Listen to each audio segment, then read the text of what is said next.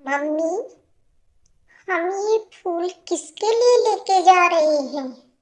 कितने सुंदर फूल है ना। हाँ डिम्पी, ये फूल बहुत सुंदर है। ये पवित्र फूल हम भगवान के चरणों में अर्पित करने के लिए लेकर जा रहे हैं। अच्छा मम्मी, अब ये बताओ कि ये भगवान कौन होते हैं? मिंकी, भगवान हम सब प्राणियों की रक्षा करने वाले होते हैं। हमारे जीवन में सुख दुख के साथ भी होता है।